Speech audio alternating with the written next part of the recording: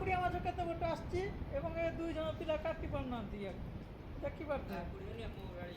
ଇଏ ହେଉଛି ଆମର ନାତି ଟୋକା, ଇଏ ହେଉଛି ଆମ ପୁତୁରା ଟୋକା, ଆଉ ଇଏ ହେଉଛି ନାଳୁଆ ଟୋକା। ମାନେ ନାଳୁଆ ମତଲବ ଇଏ ନାଗିଛ କଟି। ଇଏ ଦେଖିପାରୁଥିବେ ଆମ ପରିବା ଏବଂ ଇଏ ହେଉଛନ୍ତି କଟି, ତାକୁ ଠିକ୍ ଠାକ୍ ଦେଖିବାର ତ ଇଏ ହେଉଛି ଆମ ବେଡ଼ରୁମ୍। ଠିକ୍ ସେ ଦେଖିପାରୁଥିବେ। ଇଏ ପିଲାଟି ଏବେ ଠିଆ ହେଇଛି, ସେ ଏବେ ଦେଖିପାରୁଥିବେ ମାଛ କେମିତି ଚେକଟା ହବ ଜାଣିପାରୁଥିବେ।